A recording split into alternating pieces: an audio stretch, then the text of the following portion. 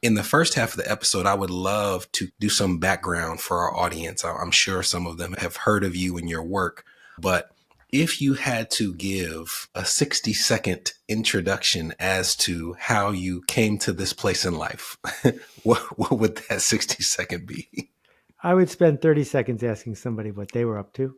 And then I would just talk about how lucky I'd been and sometimes foolishly persisting. I started one of the first internet companies. I have been blogging for 10,000 blog posts in a row. And mostly I'm a teacher.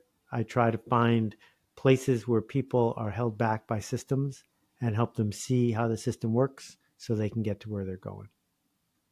That desire to break down systems and analyze them, it goes across all of your work, from Purple Cow to This Is Marketing to This Is Strategy. Is there anything in your childhood or early experiences in your career that put you in a position where you said, instead of being a part of this, I want to take a step outside of it and start to see why this works the way it does? It's interesting because plenty of people have had backgrounds better than mine, worse than mine, even people in my same house. I think that we are definitely the product of the cards that we start with, but it's also about what story do we want to tell ourselves?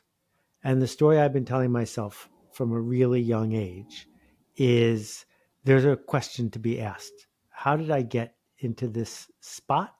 And what are my options? And I just keep asking myself those questions. A lot of people have been indoctrinated into accepting the situation as it is without understanding how it came to be or what the situation might be. So if you're in 10th grade and there's all this pressure on you to get an A, well, but why? Why is getting an A worth the extra effort to get that A? Who needs you to get an A? And for what reason? Are you there to learn something or are you there to get a grade? And so if you keep asking yourself these questions about who's behind this and what do they want versus what do I want, it makes it easier to make better decisions. There is a large group of our audience where, by no choice of their own, they're in systems that are not really built for them to succeed or come in with any prior knowledge. Mm-hmm. They are in a corporate environment and they did not have a parent who was also in that environment to bounce questions off of. Right. But they still have the responsibility of trying to navigate it. You have books like Linchpin where you talk about how to make yourself indispensable. So there are times when, to your point, you have the ability to look and say, why is it so important that I get an A? But what happens when it's just, well, I actually do have to get an A, right? Yeah. I'm in the system. It requires it. What happens then? Right. Well, so you're bringing up a couple really important points. The first one I would say is thanks to podcasts like yours, or thanks to systems like Claude.ai or Perplexity, you can ask these questions now. You can ask questions in the privacy of your own home, but you might not want to ask the question.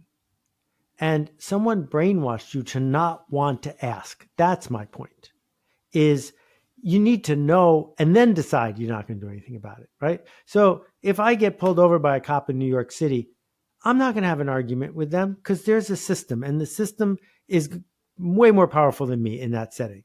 It's just like no way for me to win a fight in that setting.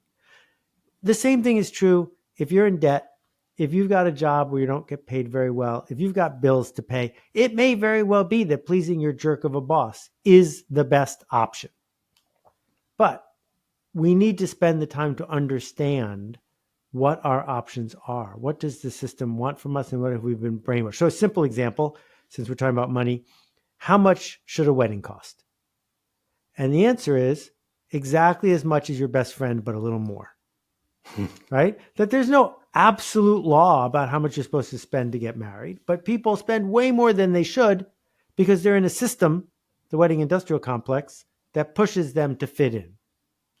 And you talked in a previous podcast about loud budgeting, and Rachel and other people who have done work on that. Well, why is it awkward to say to people, I'm saving, I can't go out for brunch today, right? That's built into the system to make that awkward. Because if it wasn't, people would talk about it. So what we're looking to do is get very clear about what do we need, what do we want? This work we're doing, who's it for, what's it for? Are we trying to do something that cannot be done? Or are we trying to do something that's simply uncomfortable? And if it's uncomfortable, it's probably uncomfortable because there's a system that doesn't want us to do it differently. And so again, back to the book Linchpin, if you work at a job, let's say as a barista, and the system keeps pushing you to be an obedient cog in the system, it will be that way forever. Or you could start showing up at work differently, and that will set you out on a career path. That means that soon you're going to be the manager of that store. You're not going to become the manager of that store because you show up the way everybody else shows up. You're going to be the manager because you're doing something differently.